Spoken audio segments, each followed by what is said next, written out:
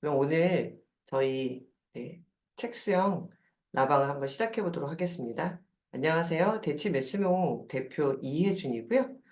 오늘 책 수영 어머님들을 모시고 어머님들 올려주신 Q&A를 배경으로 해서 제가 지치지 않고 수학 공부하는 법에 대해서 제 나름대로 한 20년 정도 초등아이들 계속 보면서 지도했던 노하우를 가지고 성심성의껏 답변해드리고 말씀드리는 시간을 갖도록 하겠습니다. 늦은 밤에 참석해 주셔서 감사드리고요. 사실 그쵸, 평일 저녁에 이렇게 시간 내시는 게 쉬운 일은 아니에요. 그러다 보니까 나중에 아마 영상으로 보시는 어머님들도 많으실 텐데 제가 해드리는 말씀이 뭐 모든 정답이다는 아니지만 제가 한 20년 되는 넘는 시간 동안 정말 많은 다양한 아이들을 봤지 않겠어요? 또 부모님도 많이 뵙고요. 그러다 보니까 나름대로 갖고 있는 어떤 여러 가지 노하우라고 생각해 주시면 될 것 같습니다. 그러면 한번 시작해 보도록 할게요.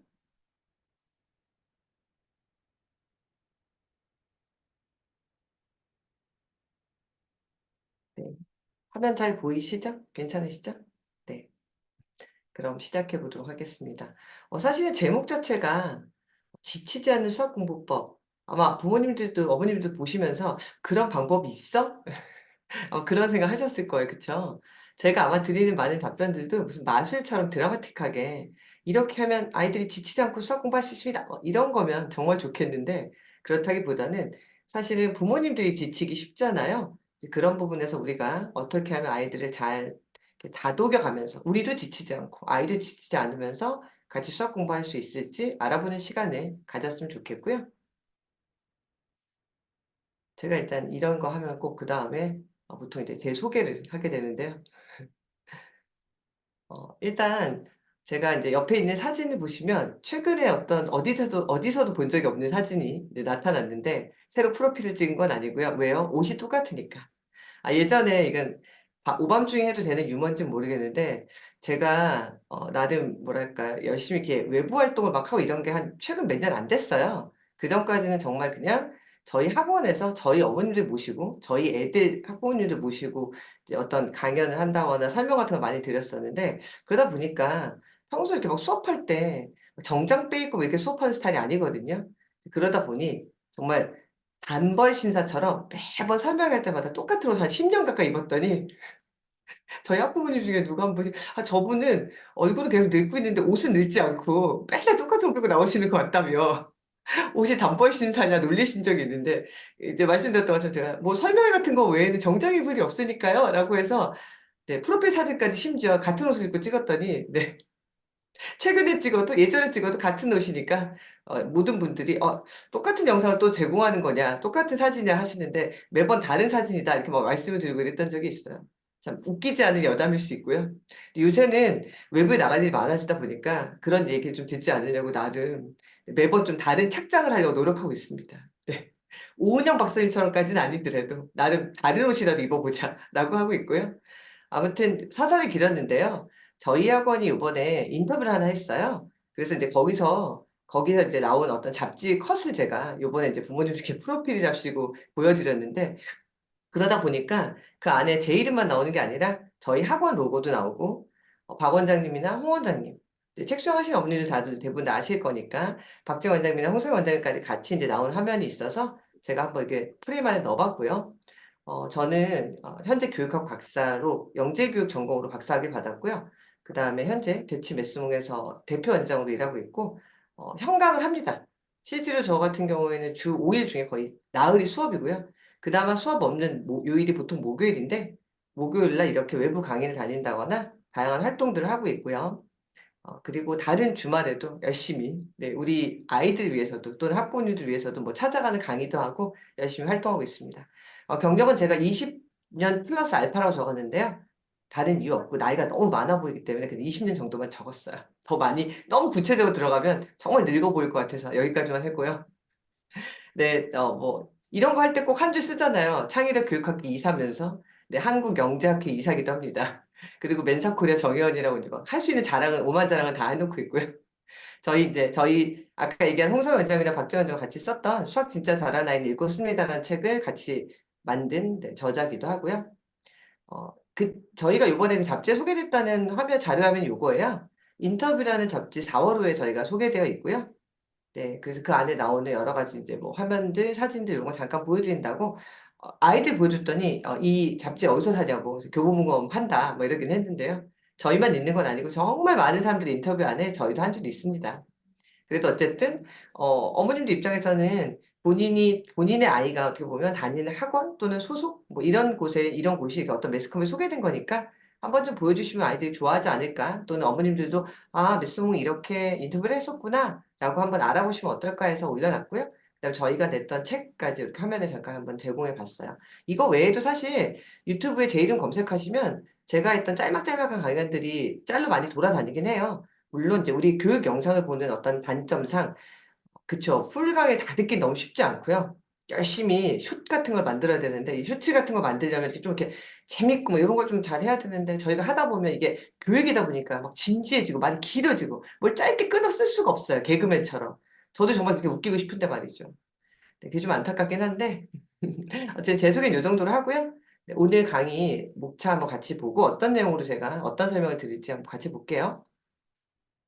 오늘 두 가지 큰 컨텐츠를 맥락을 잡았어요. 하나는 정말 제가 드리고 싶은 지치지 않고 수학 공부하는 법에 대한 이야기랑 하나는 부모님들이 올려주신 우리 아이들의 현재 상황에 대한 얘기들. 어떻게 보면 Q&A이기도 하고 FAQ가 되기도 할 건데 본인 아이 하나하나에 대한 얘기들.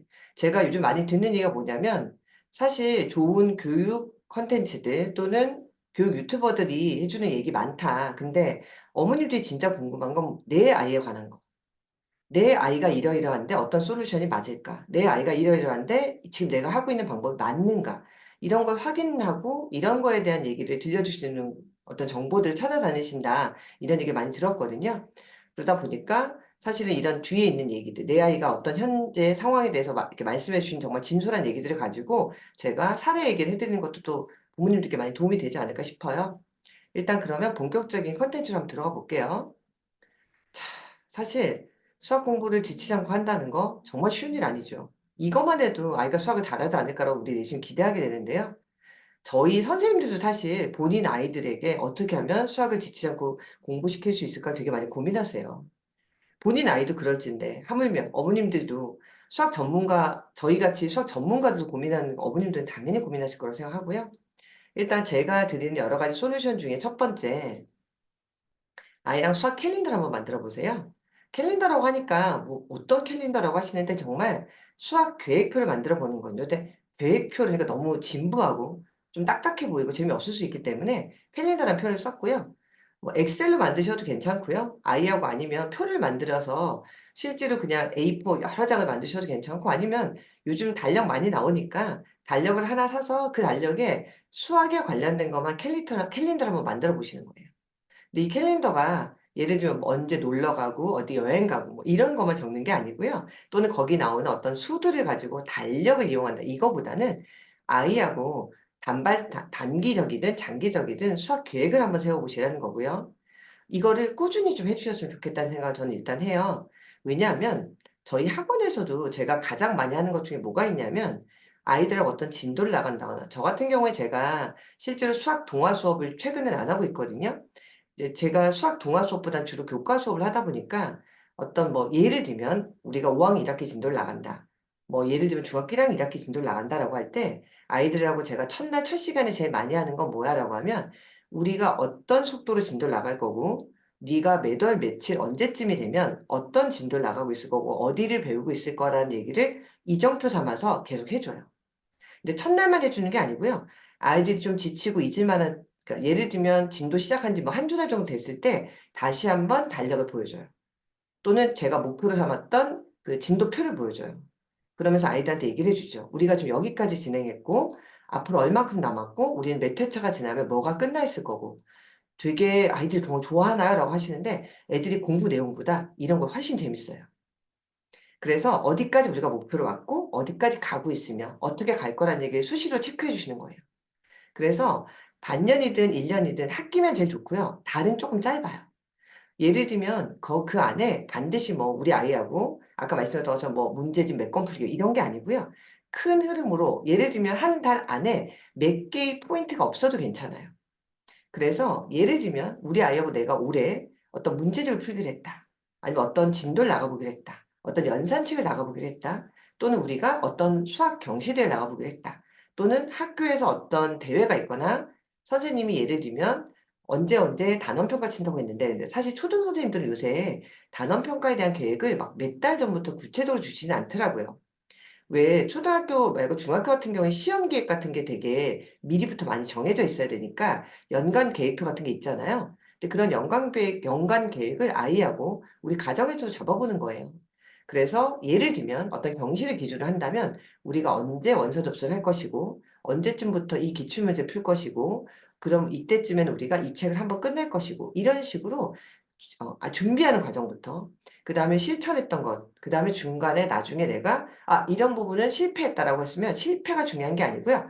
그걸 수정하신다거나 교정하시는 과정이 필요해요. 또는 아이하고 어떤 진도를 나가기로 했다라고 하면 그런 것도 표시해 놓으시는 거예요. 그런 식으로 1년 목표 또는 반년짜리 목표를 설정하고 아이하고 점검해 보고 지우고 교정하는 과정을 같이 하시는 거죠. 이렇게 목표가 있는 삶을 가지시는 게 덜 지치는 비결 중에 하나예요. 그리고 당연히 말씀드렸던 것처럼 이걸 계속 수정하고 누더기가 되고 있다 달력이. 괜찮아요. 우리가 이걸 첫 해 만들었다고 그래서 첫 해 매우 성공적으로 잘 끝내고 이걸 다시 안 써먹고 이럴 게 아니거든요. 이런 계획을 아이하고 꾸준히 잡아보세요. 수학 캘린더 말고 다른 과목도 한번 잡아볼까라고 하시면 전 좋다고 생각해요. 또는 우리가 3월하고 4월하고 5월은 엄마랑 같이 공부했지만 뭐 6월 때부터는 학원에 갈 거다라고 한다면 그런 것들을 표시해 보는 거죠.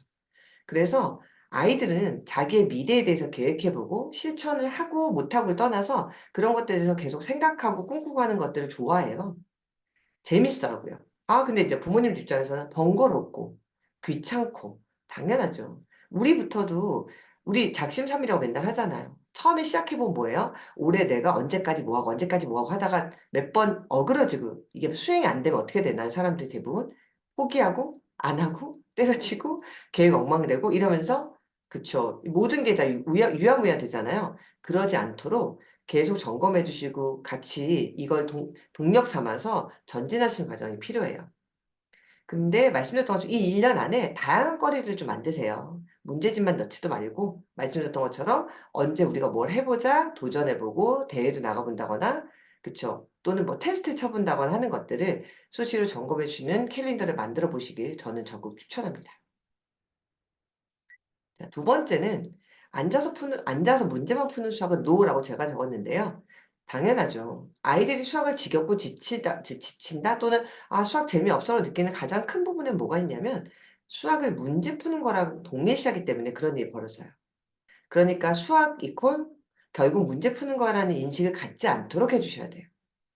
그래서 예를 들면 문제를 풀더라도 화이트보드에 문제를 아이가 내보고 그 문제를 아이들이 좋아하는 것 중에 뭐가 있는지 없는지 아시죠? "엄마 내가 문제 내볼 테니까 문제 풀어봐." 어머님들이 "내가 그거 하기 싫어서 너를 학원에 보냈는데 나한테 문제를 내다니." 뭐 이런 얘기 하시긴 하는데요. 아이들은 사실 이런 거 되게 재밌어해요. 다만 이제 우리 엄마가 들어줄 여력이 안 되죠. 왜냐하면 하다 보면 엄마도 계속 생각을 해야 되니까 힘드시거든요. 그리고 또는 애들이 동생한테 막 문제 내잖아요. 동생은 알아듣지도 못하는데. 근데 애들이 이런 거 되게 재밌어해요. 그러다 보니까 탐구 노트에도 막 문제 같은 거 내고 싶어 하거든요. 근데 사실은 문제를 낸다는 건 이 문제를 풀어줄 사람을 애타게 찾는 거거든요. 그 풀어줄 사람이 뭐 친구처럼 둘이 문제 내고 서로 바꿔서 문제 풀어보고 이런 과정을 거치면 굉장히 좋지만 그렇지 못한 경우에 이제 어머님 몫이 되잖아요. 하지만 이런 부분에서 어머님이 기꺼이 시간 투자해 주시고 같이 거들어 주신 아이들이 당연히 지치지 않고 더 오래가는 건 당연한 일이거든요. 그래서 수학 공부한다라는 게 앉아서 문제 푸는 것만이 아니라는 생각을 계속 갖게 해 주셔야 되고요. 종이에 문제집에 반드시 문제를 풀어야만 아이가 문제를 푸는 거 공부라는 걸 생각하지 말아 주셨으면 좀 좋겠어요. 아이가 때로는 입으로 우리 소위 말해서 수다라고 말하거든요. 수학 수다? 이런 것들 떠는 아이를 지치지 않고 들어 주셔야 돼요. 제가 만났던 수학을 좋아하고 잘하는 애들 중에는 집에 화이트보드를 쟁여 놓고 항상 문제 내고 문제 풀고 그러니까 자기가 문제를 푼다 해도 종이에 푸는 게 아니라 엄마한테 문제 내보라고 한다거나 또는 자기가 문제 내놓고 화이트보드에 있는 문제를 풀길 즐겨 한다거나 이런 애들이 굉장히 많았거든요.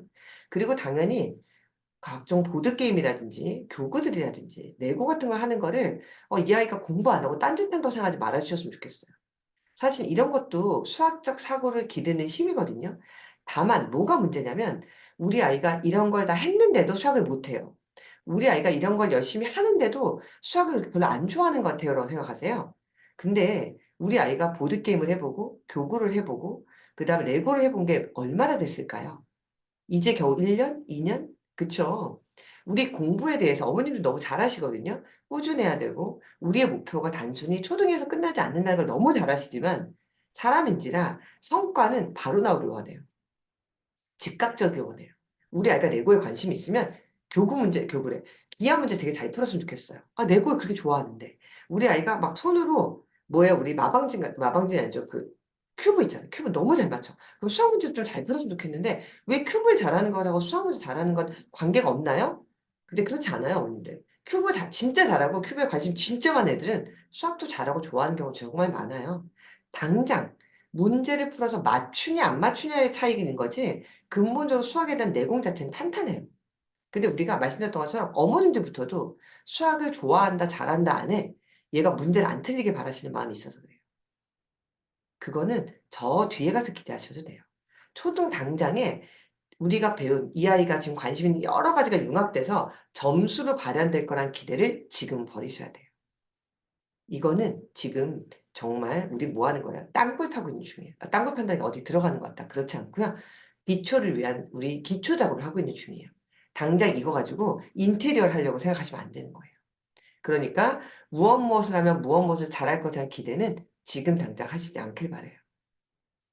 세 번째, 이러려면 평생이란 말이 너무 기니까 좀 그래요. 사실은 우리에게 평생은 한 100단인데요. 애들에게 평생은 120, 150이 되고 200이 될 수 있거든요. 우리끼리의 평생인 거죠. 사실은 평생에도 질리지 않을 걸 찾아 주셔야 돼요. "그게 뭘까요?" 라고 물으시면 뭐니 뭐니 해도 독서가 최고죠. 아 진짜 AI가 판을 치고 각종 미디어가 이렇게 많은데 여전히 독서인가로 물으시면 전 여전히 독서라고 생각해요. 왜냐하면 물론 독서가 아닌 것을 가지고도 아이 스스로가 독서하는 것만큼 독서하는 것처럼 사고하고 창의적으로 생각할 수 있는 영역의 뇌가 발달할 수만 있다면 그걸 해도 좋겠지만 일방적인 미디어 아무리 화려하고 아무리 우리가 생각할 수 있게 만드는 미디어라고 해도 근본적으로 시각적 자극을 뇌에 먼저 시각적 정보로 와닿는 게 아니라 읽은 글이 굉장히 추상적인 과정을 통해서 내 머리에 장착되는 책 읽기가 아닌 것들은 대부분 다 이미지로 되어 있거나 또는 오디오로 되어 있는 것들은 이미 형태가 잡힌 상태로 내한테 들어오는 거예요. 다만 글이라는 것. 예를 들면 아이가 문제를 읽을 때 그 안에 나오는 어떤 단어들 분홍이란 단어만 봐도 그래요 언니. 분홍이란 단어를 봤을 때 분홍이란 단어가 그냥 분홍으로 와닿지 않고 머릿속에 내 이미지로 와닿는 건 내 머릿속에 분홍이란 글씨를 추상화시킨 영역이 발달을 해야지 나한테 와닿는 거거든요.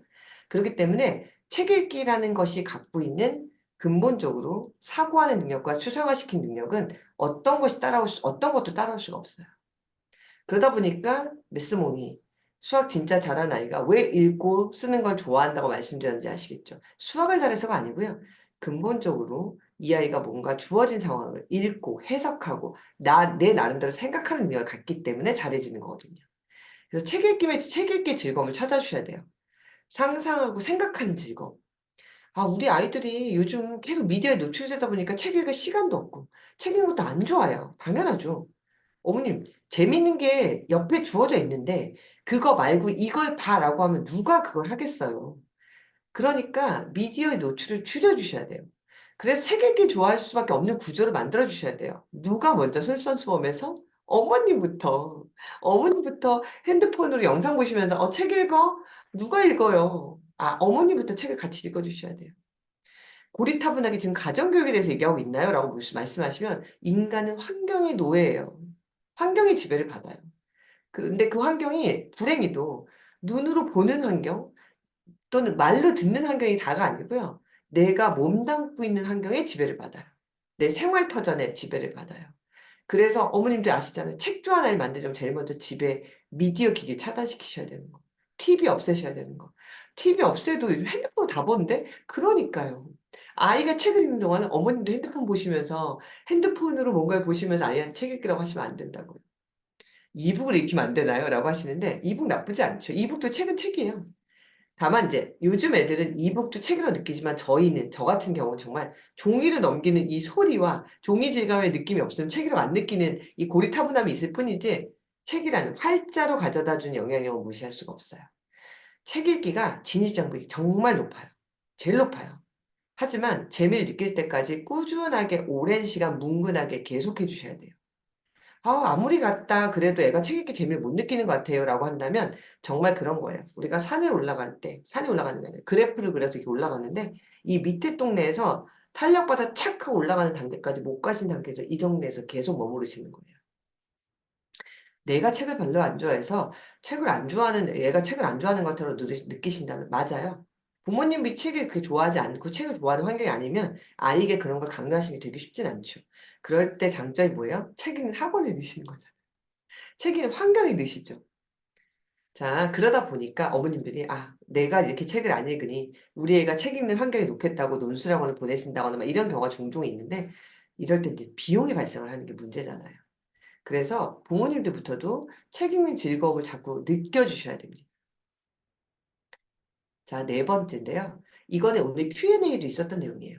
학원을 정말 현명하게 활용하고 싶은데 학원을 잘 다닐 수 있는 비결이 없냐라고 어떤 분이 질문하셨거든요. 자, 어머니들 한번 생각해 보세요. 학원이 존재한 이유가 뭘까요? 너무 잘 아시죠? 왜냐? 엄마가 못 해주는 걸 해주려고 학원에 보내시거든요.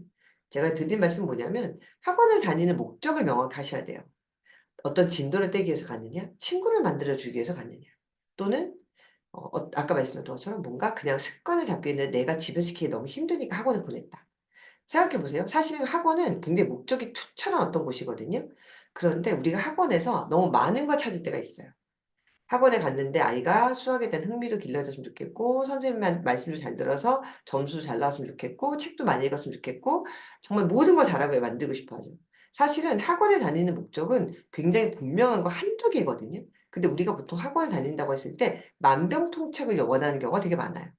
그러다 보니까 세상에 어떤 만병통치약도 없으니까 학원 조금 보냈다가 이건 아닌 것 같은데 저쪽으로 바꿔보시고 저쪽 한번 보냈다가 마음에 안 드는데 좀 바꿔보시고 이렇게 되는데 그 이유 안에 학원에서 사실 우리가 너무 많은 걸 바라고 있을 수 있어요. 그러다 보니까 학원이 잘 생각해 보세요. 학원의 장점이 뭐라고 물으시면 반이라는 게 존재해요. 그러다 보니까 뭐가 존재할까요?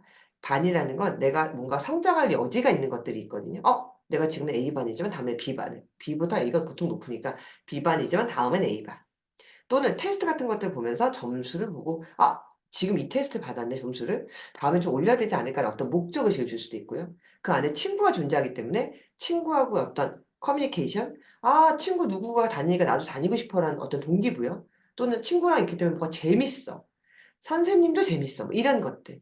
그 안에 평가가 이루어지는 단원 평가라든지 월말 평가라든지 또는 반을 상승하기 위한 평가라든지. 행사라는 것도 있죠. 뭐 어린이 행사라든지 뭐 방학 행사라든지. 사실 되게 많은 걸 학원에서 해 줘요. 근데 이 안에서 우리가 많은 걸 바라긴 하지만 말씀드린 것처럼 딱 포인트 잡으셔야 돼요. 학원에서 이 아이가 학원에서 친구하고 충분히 재미있게 즐기면서 일단 재미있게 다니는 게 어디예요? 이런 말씀. 아니면 진도를 따박따박 내가 못 나가는데 나가 주네요. 또는 제가 같이 공부하면 테스트가 안 되는데 테스트를 쳐 주네요. 라든지 학원에서 크게 얻을 것 한두 개를 결정하셔야 돼요. 제가 말씀드렸죠. 조금 우리 그거 비슷해요. 우리 누가 얘기하잖아요. 결혼을 한 사람은 내가 결혼을 하기 위해서 난 요거 채워지면 결혼할 수 있어. 라는 몇 가지가 명확했던 사람이고 결혼을 못하는 사람은 이것도 조금 저것도 조금 이것도 조금 모든 걸 다 조금씩 다 원하기 때문에 아무것도 이루어지지 않는다고 얘기하는 것처럼 우리가 뭔가를 바라는 목표를 되게 뚜렷하게 잡으셔야 돼요. 그렇지 않으면 어떻게 돼요? 학원을 매우 갈아타시게 되세요. 이 학원 저 학원. 그리고 그렇게 학원에 갈아타두면 어떤 일이 벌어져요? 2-3년 뒤에 아무 발전 없이 학원만 계속 바꾸고 있어요. 그럴 때 이제 먼저 어디든 조금이라도 어떤 부분이 좀 마음에 안 들더라도 이 학원에서 얻을 게 더 많다고 느끼시는 51대 49의 만족을 선택하신 어머님은 뭐라 그래요? 그래도 여기서 꾸준히 여기까지 갔으니까 어디까지 성장했다라고 느끼시는 거예요. 이런데 나는 그렇게 뭔가 좀 손해보는 느낌이 들고 이거 마음에 안 들고 저거 마음에 안 드는 건 학원 안 보내고 싶은데요 라고 하시면 과감하게 사교육을 선택하시지 않는 것도 방법이에요. 어떤 시기적으로 정말 더 이상은 안 되겠다. 내가 못 가르치겠다는 시기가 올 때까지는 학원을 늦게 보내시는 것도 방법일 수 있어요. 학원비 아껴서 다른 거 하세요. 누가 그러잖아. 주식을 사주는 게 낫겠는데요? 라고 하시는 어머니도 계시고 그 돈으로 세계 여행을 다니시겠다는 뭐 과감하게 우리가 그런 거 많이 나오잖아요. 아이하고 학원비를 아껴서 내가 전국을 뭐 여행을 했다. 아니면 그 돈으로 아이하고 뭐 학교도 접고 뭐 우리 학교도 약간 좀 뭐랄까요? 뭐 이렇게 휴학이라고 해야 되나? 막 그러고 어디 막 돌아다녔다. 그런 분들 막 매스컴 같은 데 나오면 너무 부럽다라고 하시는데 그런 과감성도 저는 나쁘지 않다고 생각해요. 뭐가 됐든 내가 생각한 대로 의지대로 움직이면 성공하세요. 자, 그리고 어머님들이 제일 두려워하시는 게 이거거든요. 내가 여태까지 관리비 내준 애였나요? 뭐 이런 얘기 하시거든요. 그럼 이게 무슨 얘기냐면 학원을 다니면서 내가 뭔가 주인의식 갖고 내가 뭔가 뽕을 못 뽑은 거고 뭐 이런 얘기 하시거든요. 관리비 내주는 아이가 되지 않으려면 어때야 되냐 물으시는 경우 대놓고 묻지 않으세요. 학원 원장한테는. 또는 학원 선생님한테 묻지 않으시죠. 이거는 이렇게 생각하시면 돼요, 어머님. 우리 아이가 N명 중에 하나로 치부되지 않고 학원에서 정말 많은 걸 이렇게 가져가는 공부를 하려면 어떻게 해야 되냐 물으시네요. 그럼 원장님이나 선생님한테 수시로 연락을 하고 뭔가를 요구해야 되나요? 물으시는데 방법은 오히려 되게 단순해요. 선생님들이 시키시는 걸 다 잘하시면 돼요. 보통 선생님들이 숙제 내주시거든요. 숙제 검사해 주시거든요. 또 엄마한테 뭘 부탁하시죠. 예를 들면 어머님 뭐 누구누구 뭐 좀 해주세요 란다든지 이런 것들을 잘 수행해 주시는 어머님들의 아이들은 관리비 내준 애로 치부되지 않아요. 뭐 학원에 요구를 많이 한다. 목소리 크게 외친다. 이렇다고 그래서 죄송한데 관리 더 잘해 주냐? 그게 중요한 게 아니고요. 말씀드렸던 것처럼 선생님들이 예뻐하시고 선생님들이 얘는 정말 학원에서 진짜 저희가 해 주는 거 다 뽕을 뽑아가고 계세요라고 저희가 인정하는 아이는 저희가 해 달라는 걸 다 지켜 주신 아이들의 어머님과 아이들이에요. 그러니까 본인이 뭔가를 요구하시는 것 전에 학원에서 부탁한 것, 어머님들에게 "이렇게 이렇게 해 주세요, 어머니." 하고 있던 것들이 있거든요. 근데 이제 그런 거죠. 어머님들이 사실 많은 부분에서 학원에 맡기면 학원이 다 알아서 잘해 주길 바라세요. 근데 세상에 아이를 키운다는 것, 아이를 성장시키는 것 안에 편리한 건 아무것도 없는 것 같아요. 선생님도 학부모도 아이조차도. 그렇기 때문에 우리 모두 다 혼신의 힘을 다해서 아이에게 에너지를 쏟아야지만 거기서 얻어낼 수 있는 것들이 생기는 것 같아요. 물론 혼신의 힘이라는 게 내가 아무것도 안 하고 나를 다 내려놓고 아이에게 투자 이런 의미가 아니고요. 정말 내가 뭔가를 하기로 했다면 제대로 잘하는 게 필요하다는 거죠. 자, 일단 지치지 않고 수학 공부하는 법에 대해서 제가 어떤 한 20년 넘게 초등 아이들 학부모님과 아이들을 보면서 느꼈던 어떤 부분에 대한 노하우들은 조금 알려드렸다고 생각을 하고요. 이제 두 번째 챕터로 넘어가 볼게요. 두 번째는 우리 아이를 정말 객관적으로 바라보고 우리 아이의 어떤 지금의 장단점들을 이 아이의 뭔가 단점들을 더 잘하게 만들고 장점을 어떻게 하면 극대화시킬 것인가에 대한 얘기를 한번 해 볼게요. 이제 어머님들 중에 어떤 어머님이 계셨냐면 "우리 아이가 그리 수학을 좋아하지 않는 것 같다."는 얘기를 해 주셨어요. "어떻게 하면 좋을까?"라고 질문을 하셨는데요. 제가 이거 딱 볼 때 어떤 답변이 떠오른 게 뭐였냐면 사실 수학을 좋아할 필요는 없는데 잘하면 되는데 어머님이 원하시는 게 좋아하는 아이인지 잘하는 아이인지 생각해 보셔야 돼요. 우리 마음속에는 수학을 좋아하는 아이가 잘할 거라고 생각해요. 맞아요. 근데 되게 생각보다 늦게 잘해져요. 수학을 좋아하는데 "좋아하기만 하고 지금 이렇게 못해요?" 라는 멘트가 나오는 아이들이 꽤 있어요. 맨날 자기 수학이 좋대요. 근데 점수는 왜 저래요?" 막 이러시는 어머님도 있어요, 애들이. 근데 이런 아이들이 나중엔 잘해져요. 우리 뭐든지 좋아하는 마음을 되게 크게 보잖아요. 사실 그렇죠. 근데 생각보다 아이러니한 게 뭐냐면요. 수학을 안 좋아하는데 저 별로 안 좋아하는데요." 근데 점수는 되게 높아. 이런 애들이 있어요. "이거 뭐야?" 라고 하시는데 그만큼 어머님이 아주 빡세게 많이 시켜 주신 애들 중에 이런 애들이 종종 있어요. 자, 그러니까 뭐가 중요하냐라고 물으시면 사실은 좋아한다고 우리가 세뇌하게 만드는 그러니까 말이 이상하다. 좋아한다고 세뇌시켜 주면 돼요. 뭐 "어떻게 하면 세뇌가 되나요?"라고 하시는데 "너 수학 좋아하잖아." 뭐 이런 거죠. "아닌데 나 안 좋아하는데?" 참 별거 아닌 것 같아도 언니 정말 "너 수학을 되게 잘하지 않니? 너 수학 되게 좋아하지 않아?" 이런 것들을 끊임없이 얘기하다 보면 "나 수학 좋아하는데." 애들이 정말 그런 얘기해요. 자기가 진짜 좋아해서 자기 입으로 나올 때까지 기다리시면 안 되고요. 뭔가 요만한 미꾸미가 하나 있을 때 계속 그런 멘트를 입 밖으로 내게 만들어 주셔야 돼요. 그래서 나는 수학을 좀 좋아하는 것 같은데 1 순위일 필요 없어요. 2 등이거나 3 등이어도 돼요. '나 좀 수학 좋아하는 것 같은데? 잘하는 것 같은데?'라는 이 근자감은 뭐지? 그럴 때 어머님이 객관적으로 너 수학 못해." 그러실 필요 없어요. 우리 누구누구 수학 좋아하지? 맞아. 그치. 점수가 좀 지금 안 나왔지만 뭐 수학 좋아하는 마음 맞지.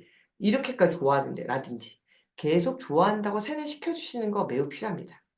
그리고 좋아할 이유를 어떻게 만들어 주냐고 물으시면 수학 좋아할 이유 진짜 많은데요. 책 수영이 재밌어. 수학 좋아할 이유가 되죠. 학교에서 선생님한테 무슨 칭찬받아 수학 시간에 좋아할 이유가 되죠. 또는 말씀드렸던 것처럼 점수가 높다 보면 '내가 수학을 좋아하나? 잘하나?' 이런 생각들을 해요. 그래서 아이 입으로도 계속 수학을 좋아하네 잘하나를 정말 바닥보다 아무것도 없는데 그 말이 끌어나오게 만드시기보다는 계속 어머님이 세뇌시켜 주셔. 너 수학 좋아하지 않냐? 이 정도면 수학 좋아하는 애 같은데?" "아니야. 잘하는 것 같아." 이런 얘기들. 좋아한다 잘한다에 뭔가 선호 관계가 중요하지 않아요. 계속 뭔가를 아이들에게 말씀드렸던 것처럼 그렇 제가 정말 느끼는 건 뭐냐면 생각보다 많은 부분에서 아이에게 "너는 이런 아이야." 이런 주문을 외우는 거 있잖아요. 필요합니다. 그래서 저는 그리 수학을 좋아하지 않는 이 아이에게 '얘가 수학을 좋아하지 않는다.'라고 어머님이 이렇게 입 밖으로 내시는 게 오히려 더 걱정스러운 부분이 있어요. 그러지 않으셨으면 좋겠고요. "우리 누구누구 이 정도면 수학 진짜 잘하고 좋아하는 것 같은데?" 라는 멘트로 아이를 계속 세뇌시켜 주시길 저는 당부드리고 싶어요. 자 그다음에 심화 문제 접근하는 힘을 키우는 어떤 법을 물어보신 어머님이 계세요. "이게 뭐냐?"라고 하면 예를 들면 자 두 자리 곱하기 두 자리 곱셈 연산을 싫어하는 아이가 있대요. 근데 이상하게 나누기 약분을 되게 잘한다는 거예요. "계속 곱셈 연산을 시켜야 되냐?"고 물으셨어요. 수학 심화 문제에 접근하는 힘을 키우는 방법이 궁금하다고 하셨는데 사실 두 자리 곱하기 두 자리를 싫어한다는 것과 수학 심화 문제를 접근시키는 힘은 쪼끔 다른 맥락이긴 해요. 뒤에 가면 어떤 어머님이 응용 문제를 잘 푸는 방법을 물어보시긴 했어요. 사실 그게 쪼끔 더 어떤 근접한 방법이지 않을까로 예상은 하지만 그럼에도 불구하고 어머님들이 연산하시다 보면 얘가 어떤 부분의 연산을 너무 싫어하는데 이건 좀 잘하는데 어떻게 하면 좋으냐고 얘기하시는 경우가 되게 있거든요. 그래서 제가 잘 드리는 답변이 뭐가 있냐라고 하면 연산은 습관이에요. 그냥 계속 꾸준히 시켜주시면 돼요. 너무 많이 틀린 것 같은데? 너무 많이 틀린 어떤 부분이 있죠. 그럼 그냥 많이 틀린 부분은 많이 틀렸네 하고 넘어가시고 그다음에 가세요. 왜냐면 생각보다 연산은 나선형으로 굴러가요 어머님들. 무슨 얘기냐면 여기서 두 자리하고 두 자리를 하다가 좀 틀리고 못하고 대충 어영부영 넘어갔다 그래서 '이게 무슨 끝날 일이냐?'라고 하시면 그렇지 않고요. 다음 단원에 다른 문제 풀다가 이게 또 쓰여요. 그래서 그냥 넘어가는 의미가 안 하고 넘어갔다는 게 아니라 그냥 '여길 좀 많이 틀렸구나.'라고 하시고 넘어가셔도 된다는 거예요. 말씀드렸던 것처럼 여기서 쪼끔 못했던 게 다음번에 할 때 다시 나오면서 또 반복이 돼요. 그리고 나누기를 한다는 거 안에 사실은 곱하기에 대한 메커니즘이 들어 있어요. 그래서 나누기를 하다 보면 곱하기가 자연스럽게 이루어져요. 수에 대한 체계도 자꾸자꾸 확장되고요. 그래서 연산은 그냥 계속 꾸준히 그런 거죠. 애가 양치하는 거 되게 싫어하는데 그럼 양치를 그렇다고 안 시키실 거 아니잖아요. 계속 시키실 거잖아요. 그러다 보면 양치를 계속 하고 있잖아요. 그런 것처럼 그냥 꾸준히 계속 시켜 주시는 방법이 최고입니다. 거부 반응이 너무 크다. 이 연산에 대해서 얘가 거부 반응이 큰지 아니면 요 두 자리 곱하기 두 자리 싫어하는 건지 생각해 보시는 것도 필요해요. 사실 어떤 것에 대한 거부 반응이 너무 클 땐 아이들이 쓰는 게 싫을 때도 있어요. "쓰지 않고 어떻게 연산을 하나요?"라고 하시는데 제가 그랬잖아요. 종이에 쓰기 싫은 걸 수도 있어요. 보드마크 같은 데 써 보라고 해 보세요. 왜냐면 애들은 학원에서도요. 종이에 쓰는 건 귀찮아하는데 생각보다 칠판에 선생님이 쓰는 보드마크에다 뭔가 막 쓰는 건 되게 또 재밌어하거든요. 그래서 뭔가 그런 종이에다 쓰는 걸 싫어하는 걸 수도 있기 때문에 다른 데다 써 보게 하신다거나 저희 애들 중에 이건 딴 얘기긴 한데요. 수학 탐구 노트 쓰는 걸 되게 힘들어하는 어떤 아이가 있었거든요. 그때 제가 어떤 어떤 다른 노하우를 알려드렸냐면 어머님한테 "어머님 걔 아이가 말하게 한번 해 보세요. 그리고 그 말하는 걸 영상을 찍어 주세요." 그런 얘기 한 적이 있어요. 사실 쓴다는 건 굉장히 고차원적인 일이에요 어머님들. 그러니까 우리 꼬맹이들한테 당장 "수학 탐구 노트 무조건 손으로 써."라고 하는 게 쉽지 않을 수 있거든요. 그럴 때는 말해 보라고 하시는 거예요. 누군가를 가르쳐 보라고 하시는 거예요. 그런 식으로 녹음을 한다거나 녹화를 해 주는 것도 방법이에요. 또는 어떤 애가 있었냐면 너무 싫다고 제가 만화를 그리는 걸 좋아한대요. 만화를 그려 보라고 해라고. 색 4컷 만화 같은 거 그려 보겠대요 자기가. 그렇게라도 탐구서 써 보라고. 우리가 원하는 건 생각하는 힘이거든요. 뭔가 생각하는 거지 그 아웃풋이 당장 내가 원하는 퀄리티가 아니라고 그래서 멈추게 한다거나 '이 길이 아닌가?'라고 하실 필요 없다는 거예요. 다양한 편법이라는 말은 그렇고요. 다양한 해석과 방법이 존재하기 때문에 그래요. 연산도 마찬가지예요. 예를 들면 우리 아이가 매일매일 연산을 너무 힘들어한다. 그럼 몰아서 시키세요. 일 주일에 한 번씩 몰아서 진하게 "우리 연산 오늘 3 시간 해." 뭐 이런 식으로 이게 안 되면 우리가 원하는 건 꾸준히 안 해. 데일리가 꼭 꾸준히란 말은 아니거든요. 생각보다 학원 숙제 같은 경우에는 일 주일에 한 번씩만 돌아가는 루틴인 경우도 진짜 많아요. 저는 꾸준한 의미가 월 단위, 년 단위의 꾸준함인 거지 매일매일의 꾸준함이 아닐 수 있어요. 그러니까 우리 아이의 패턴마다마다 이렇게 해보니까 우리 아이는 매일은 힘드네. 그렇다면 아까 말했지만 근데 사실은 하다 보면 매일매일 꾸준히 두시장 하는 게 제일 편하거든요. 어머님들도 생각해 보세요. 맨날 다이어트 해야지 운동해야 되는데 하다가 오늘은 힘드니까 못하고 내일은 힘드니까 못하지만 그럼에도 불구하고 오늘 헬스장 가다 한 2시간 달렸어. 2시간 달리면 삶이 죽을지도 모르니까 이러면서 되게 뿌듯해하는 어떤 지점이 있거든요.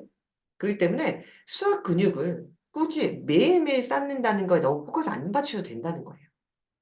다만 포기하지 않고 지치지 않고 하는 게 중요하다는 거죠. 자, 그다음 질문은 어떤 게 있었냐면요.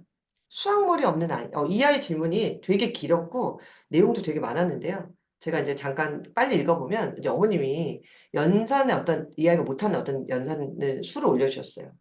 소마셈으로 막 8권까지 끝났는데 기초를 너무 못하는 것 같고 심지어 이제 어머님이 예시 문제를 들어주셨는데 뭐 카드에 적혀 있는 수를 가지고 이제 보면서 이 수의 양과 이 수의 양이 똑같으니까 이 뒤집혀 있는 수의 합이 그러니까 이 수들의 합을 보면서 이 뒤집혀 있는 수가 얼마인지 생각해낸 문제였기 때문에 양쪽 두 수의 합에서 이 나머지 수가 보여진 수를 아마 빼서 나머지 뒤집혀 있는 수가 얼마인지 찾아낸 문제였나 봐요.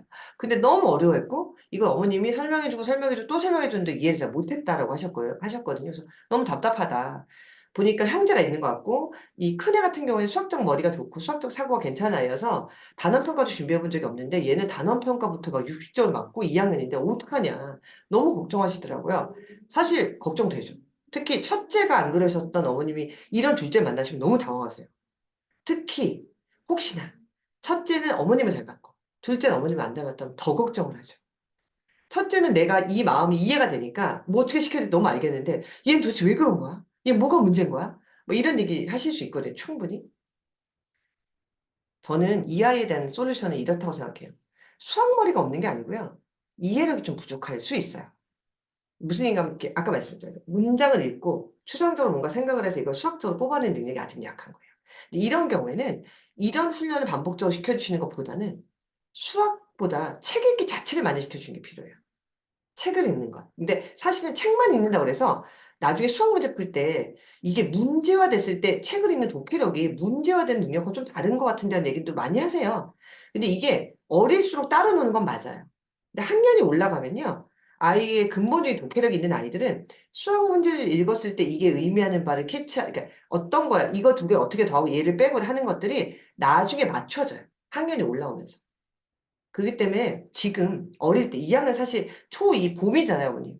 아직은 정말 배운 게 아닌데 저 연산 많이 시켰는데 안 돼. 연산만 많이 그러니까 연산을 많이 시켰다는 게 폄하하는 게 아니고요. 아직은 뭔가 이 아이가 수학에 대해서 뭘 해보는 게 별로 없는 거예요. 그러니까 이게 아까 말씀드린 그러니까 34 더하기 85도 틀리는 부분이 있겠으나 이걸 틀리는 거 별개로 문제를 읽고 이게 무슨 내용인지 이해하는 능력은 더 딸리는 거죠. 그래서 이런 경우는 전반적인 생각하는 힘을 기르기 위해서 책 읽기 당연히 권해드리고요. 그다음에 책 읽기를 했을 때도 대화를 많이 해 주셔야 돼요. 여기에 나오는 내용이 어떤 것 같아? 뭐가 어때? 라고. 이제 생각보다 이런 애들이 이렇게 어머님들이 느끼시기에 뭔가 어떤 머리, 뭐 수학머리, 과학머리, 뭐 사회머리, 그러니까 이런 게 약하다고 느끼시는 애들의 많은 대다수는 책을 읽고 나서 책에 대한 얘기를 들어보면 책을 되게 엉뚱하게 이해하고 있는 경우 되게 많아요. 그렇다고 해서 우리가 그걸 "아니야. 그거 틀렸어." 막 이런다기보다는 이럴 때는 책 읽기도 같이 해 주시는 게 필요할 수 있어요. 저는 초2 정도도 아직은 그 자기 스스로 책을 읽고 그걸 이해하는 능력이 약할 거라고 생각하거든요. 그래서 생각보다 이 부모님이 들려주는 이야기 또는 같이 책을 읽으면서 엄마가 소리내서 읽는 걸 아이가 옆에 따라 들으면서 '아 그랬구나.' 하는 거 필요하다고 생각하거든요. 아이 스스로가 눈으로 자기 눈으로 읽은 걸 그대로 그 문제라기보다 그 책에서 의미하는 거랑 일치시키지 못할 때가 되게 많아요. 그래서 아직 1-2 학년은 그런 부분에서도 같이 책을 읽고 이제 그러죠. 우리 너무 이 자기주도의 함정인 거예요. 우리 아이가 스스로 책을 읽고 스스로 이해하고 막 이러길 바라지만 생각보다 많은 아이들은 모방부터 시작하는 거예요. 엄마가 들려주는 말, 언어, 엄마가 책을 읽고 나서 '그래서 이렇게 된 거네.'라고 하는 말로 '아 그런 거구나 상황이.' 하는 것들에 대한 이해들. 그래서 이런 대화를 꾸준히 해 주시는 게 필요하고요. 수학을 내려놓으시라는 건 아니에요. 제가 아까 앞에서 말씀드렸잖아요. 수학머리가 없을 수 있어요. 그쵸? 어머님이 판단하는 게 정말일지 또는 그러니까 정말이보다 이게 진짜 지금 판단한 게 맞으실지 어떨지는 전 모르겠어요. 왜냐면 아이를 제가 만나 보진 않았거든요. 근데 저는 수학머리가 없다고 느끼시는 어떤 아이는 학습 머리 전체가 클 때까지 기다려주시고 계속 훈련시켜 주시는 게 필요하다고 생각해요. 포기하시지 않고 계속 하셔야 돼요. 다만 제일 힘든 게 뭐예요? 어머님들이 제일 우려하시는, 제가 제일 우려하는 거, 어머님이 제일 힘드실 게 첫째하고 비교하는 팩트 폭행인 거죠. 이거 진짜 쉽지 않아요.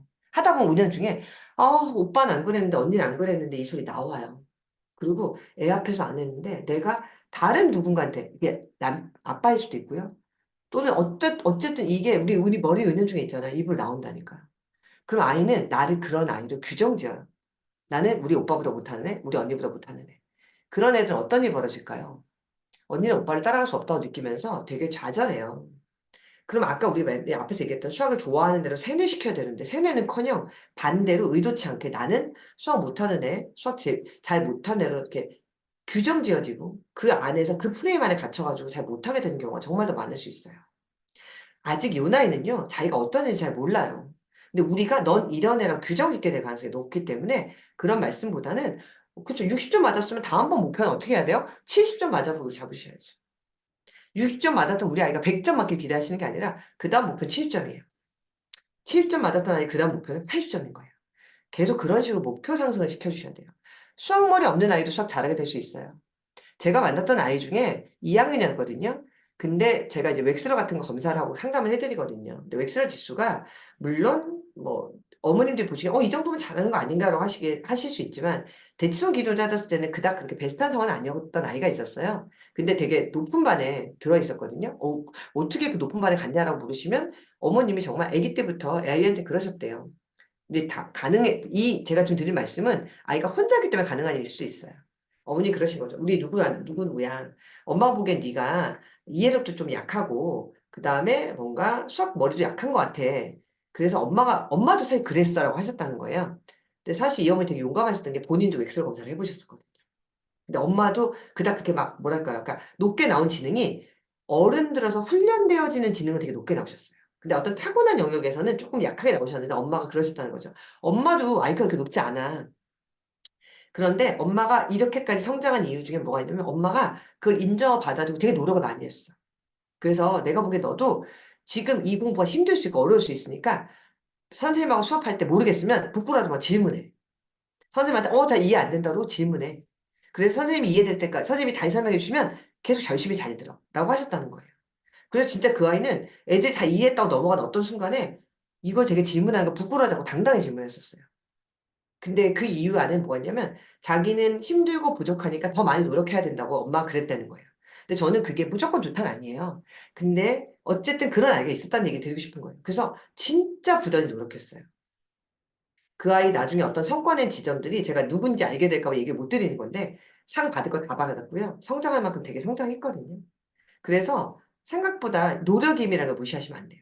근데 우리가 뭔가 타고나길 바라는 부분이 있고 내 아이가 타고난 부분이 높길 바라기 때문에 요 나이는 그런 거에 대해서 막 실망하고 좌절할 수 있어요, 어머님들. 근데 아이들 더 키워보세요, 어머님들. 진짜 슬픈 건요.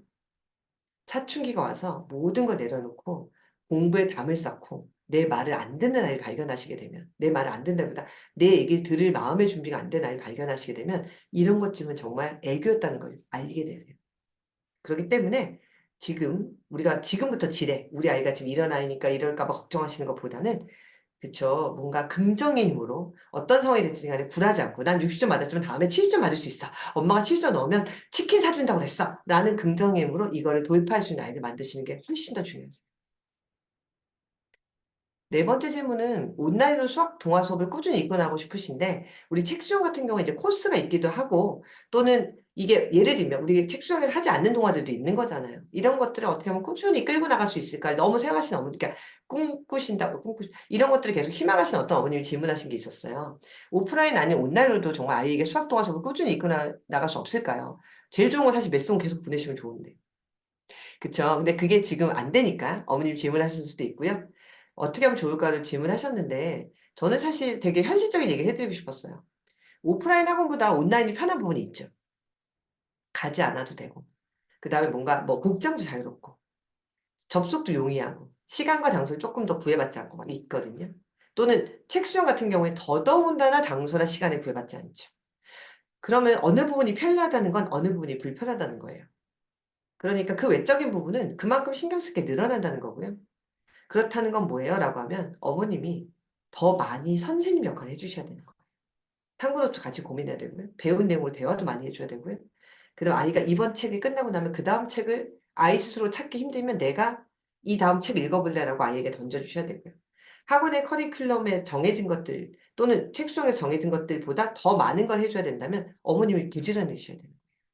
예를 들면 저희 학원에 나가는 커리큘럼 같은 걸 수업을 하시다가 그 다음 단계를 아이와 같이 공부를 시켜보신다고 없는데 자료가 라고 하시면 사실은 요즘 그런 것들 검색해봤을 때 많은 것들에서 그 다음 어떤 동화에서 저희 책 수정해서 만들어주는 것처럼 영상이 제공된다 이렇지 않더라도 아이가 그 다음 걸 호기심 갖고 읽어낼 수 있는 책들은 되게 많거든요. 문제집을 풀어보게 될 수도 있어요. 아까 제가 문제집 풀지 말라며 아니요. 이것들을 배운 걸 활용할 수 있는 문제를 생각해 볼 수도 있는 거고요. 사실 제일 좋은 건요. 비슷한 실력의 친구랑 수학 동화를 읽고 대화해보고 서로서로 거기에 대해서 뭔가 아이들끼리 막 야, 너 그거 읽어봤지? 거기 무슨 내용 나오던데? 이런 얘기하면서 수다 떠는 것들. 5학년 정도, 4학년 정도만 넘어가도 애들이 엄마나 선생님하고 공부하는 거 사실은 친구랑 같이 대화하는 거 되게 좋아하거든요. 그래서 이런 부분에 어떤 온라인 수업 같은 경우에도 사실은 같이 들을 수 있는 실력 비슷한 친구가 있으면 같이 들으면서 뭔가 프로그램들을 수행하시는 것도 되게 방법이긴 해요. 예를 들면 아까 말씀하신 뭐 그러니까 오프라인에서 학원에 갈 수 없었기 때문에 그렇다면 예를 들면 고런 수업을 묶어 고런 애들끼리 묶어다가 과외 선생님하고 수업을 듣는다거나. 사실 요즘 메스봉 플러스 같은 경우에도 굉장히 많이 지역적으로 많이 활성화돼 있고 메스봉 플러스는 책 수영보다 좀 더 다양한 동아들이 많거든요, 사실은.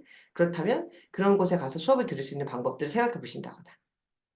여러 가지 다양한 루트들이 있어요. 다만 이걸 꾸준히 온라인으로만 계속 하겠다라고 하시면 사실 한계가 있는 거고 그렇다면 아까 말씀드렸던 것처럼 오프라인보다 좀 더 어머님이 발품을 파셔야 되는 상황이 벌어질 수밖에 없는 거죠.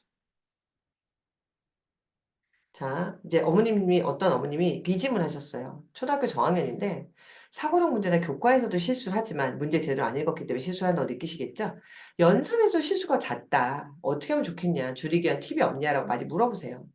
그럼 제가 이제 연산에 관련된 팁들에서 뭐 이렇게도 해보세요, 저렇게도 해보세요도 팁 많이 드린 것들도 있긴 해요. 그러니까 사실 근데 그 안에 팁들 중에는 실수를 줄이기 위한 팁보다는 실수하는 아이에 대한 어머님의 불안감을 줄이는 팁을 많이 말씀을 드렸을 거예요. 근데 저는 저희 경시반 제가 가르치는 메스봉 오프라인 대치 경시반 애들도 정말 연산 실수하는 애들 많거든요. 앞에다가 6이라고 적었다 0이라고 적고요. 지가 적은 7과 1을 알아보기 힘들어서 막 11로 적고 막 이런 애도 많고요. 여전히 뭔가 할 때 왜 너는 4 더하기 8이 12인데 뭐 예를 들면 11로 썼니? 막 이러고 막 이런 애들 경시반에 존재합니다. 자, 그러면 어떤 팁이 좋으냐라고 보시면 제가 해드릴 수 있는 말씀은 연산 실수, 문제 제대로 안 읽는 실수, 아는 거 틀려오는 실수를 고칠 수 있는 묘안은 없다는 거예요. 그럼 무책임한 말을 하다니. 아니요. 정말 짜잔 이런 실수를 이렇게 하면 줄일 수 있어요 어머니. 없어요. 누구나 실수를 해요. 저희도 실수해요. 저도 애들하고 문제 풀다 제가 계산 실수하면 애들이 선생님 막 이러거든요. 미안해 얘들아. 뭐. 선생님이 이제 제 변명 뭐예요? 선생님이 나이 드니까 왜 이렇게 연산도 헷갈리지 모르겠다 얘들아. 뭐 이러면서 그렇게 이제 우스갯하고 넘어가긴 하지만 실수를 줄이려면 시간과 노력을 투자해야 돼요. 근데 우리 2학년, 3학년이 왜 실수를 할까요?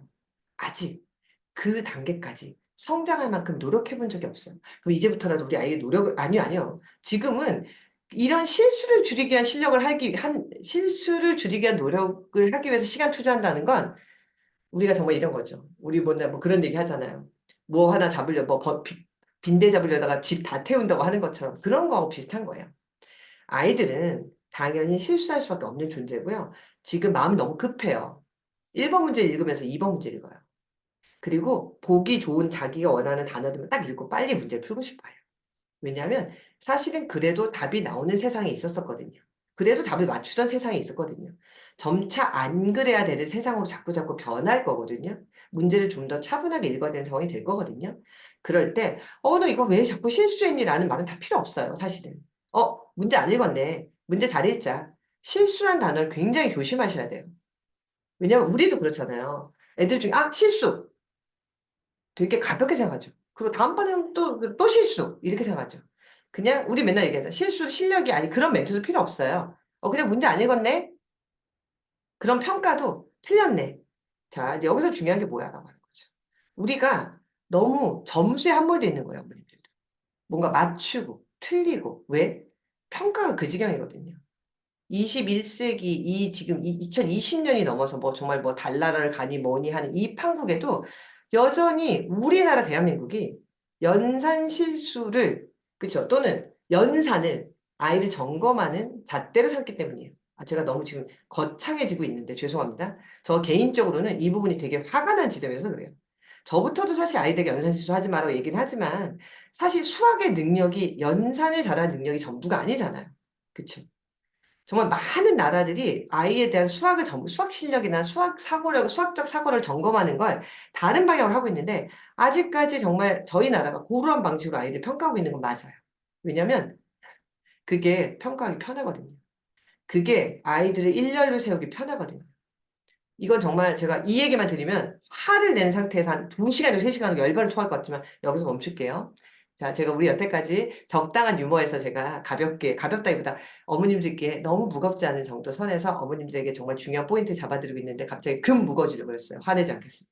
아무튼 연산 실수라든지 문제 아닌 실수나 아는 걸 틀리는 실수 자체를 너무 실수란 단어로 포장하시면서 이것만을 잡기 위해서 뭔가를 하시면 안 돼요. 그냥 근본적인 내공의 힘을 키우셔야 돼요. 더 많은 시간 투자하시고 실수 담는 투자가 아니라 그냥 수학 공부 자체에 더 많은 시간을 투자하시고요. 공부라는 게 중요한 게 아니라 생각하는 힘 자체를 기르게 계속 하셔야 돼요.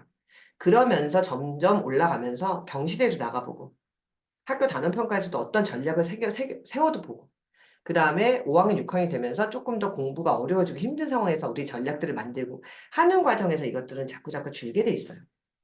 실력이 올라가면 실수는 줄어들어요. 얘는 너무 실력은 뛰어난데 실수가 너무 많아요. 그건 정말 실력이 아닌 거죠. 제대로 된 실력이 아닌, 문제를 제대로 읽지 않는 게 무슨 실력이에요. 그렇기 때문에 우리가 실수란 말에 너무 함몰되시지 않으셨으면 좋겠어요. 6번째, 이제 마지막 어머님들의 Q&A였는데요. 일반 수학은 잘하는데 응용이나 사고력 수학이 약하다. 사고력을 높이는 방법이 없냐라고 물으신 어머님이 계셨는데요. 저는 사고력 수학에 대해서는 일단 어머님들이 생각하시는 사고력 수학이 제가 생각하는 사고력 수학과 뭐 약간 다를 수 있긴 하지만 우리가 소위 말하는 문제 해결 전략이라고 생각한다면 처음 수학을 배우면서 배우지 않은 응용 문제를 잘할 수 있을 거라는 기대를 내려놓으셔야 돼요. 응용 문제는 가르쳐 줘야 돼요. 아, 물론 이 아이가 학년이 조금 더 성장할 때까지 어머님들이 특별히 응용 문제 같은 거 안 풀려요. 심한 문제 안 풀렸어요. 라고 하시는 어머님들 중에 5, 6학년 됐는데 아이가 심한 문제 잘 푼다는 경우도 있으세요. 이유가 뭘까요? 라고 하시면 그냥 근본적인 학습의 내공이 강한 아이들은 5, 6학년 때부터 심화를 풀어도 막 잘 푼다 이런 게 아니지만 생각보다 이렇게 막 심화에 대한 큰 장벽이 없이 가요. 근데 아기 때 우리가 이거를 심화를 억지로 넣어주거나 응용 문제를 억지로 한 말은 좀 그렇지만 뭔가 갖다 주면서 이 우리 애가 잘 풀기 기대하기 때문에 이게 안 되는 거예요. 어릴 때는 배운 게 없기 때문에 응용 문제를 티칭해야 돼요. 학년이 올라가서 5, 6학년 되면 그런 티칭이 부족했어도 아이가 응용 문제를 잘 풀어요. 어느 정도는. 왜? 내공이 있다면.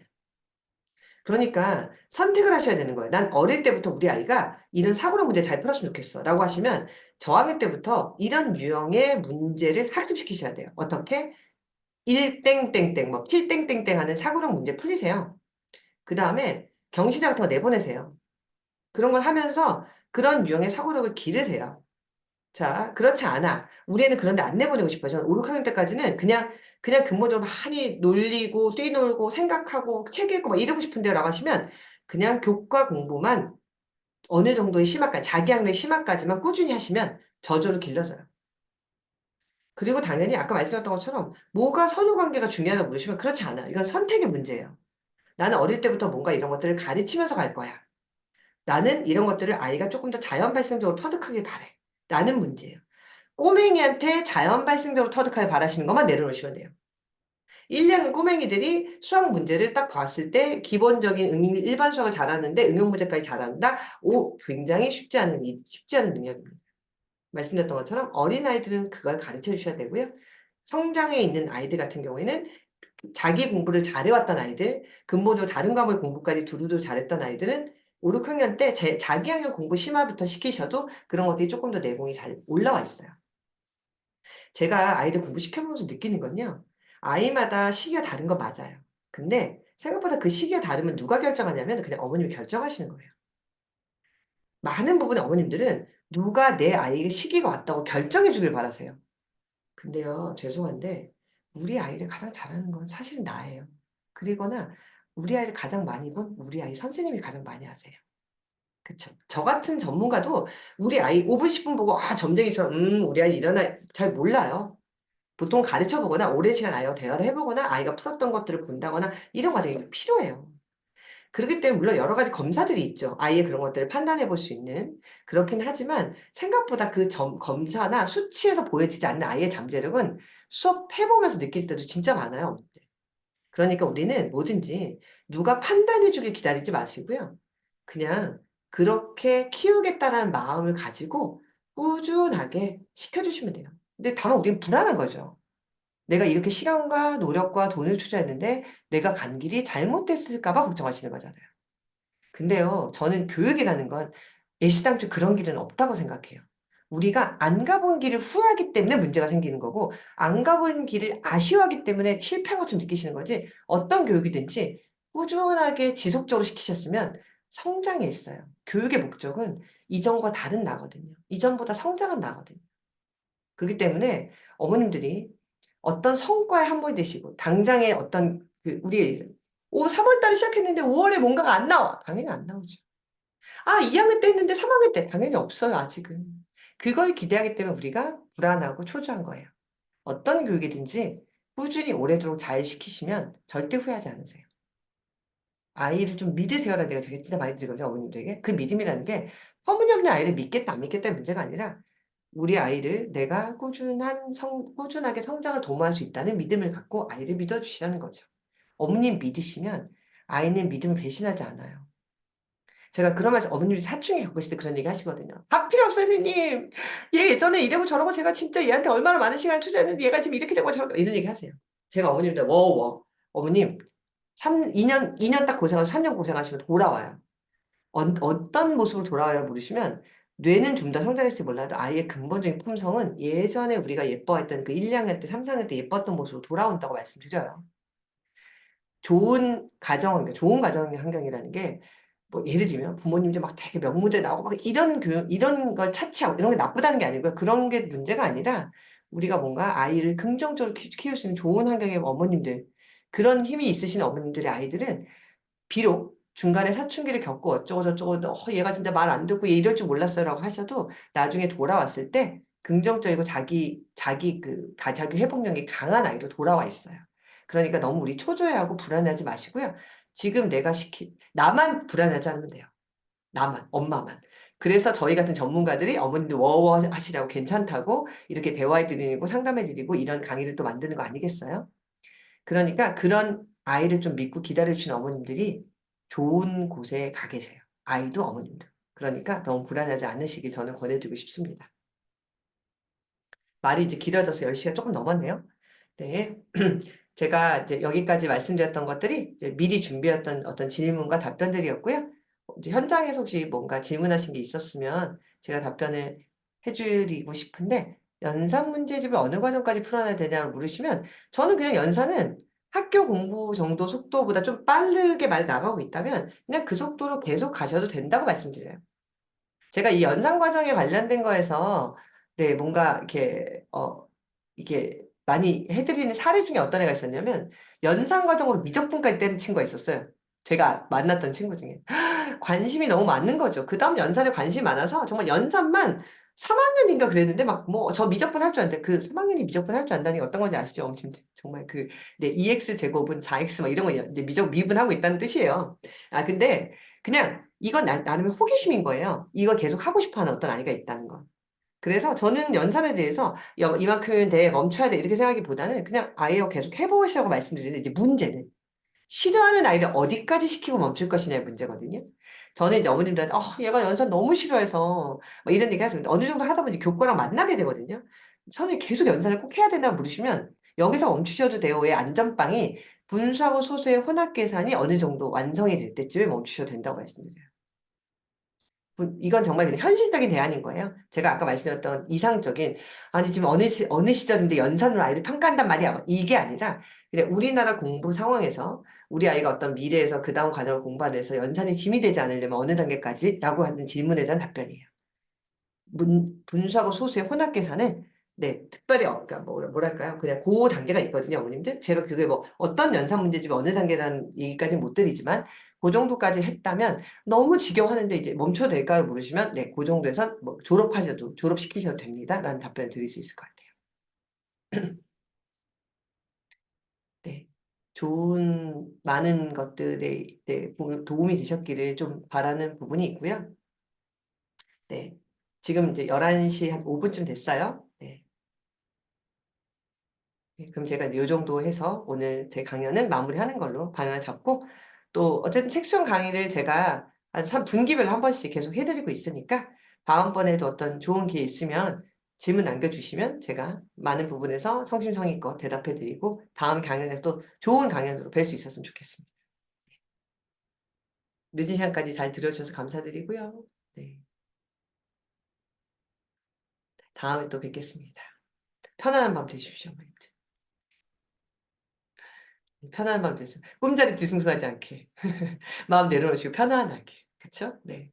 우리 마음만 편안해지면 우리 아이는 잘할 수 있습니다. 네. 안녕히 주무세요.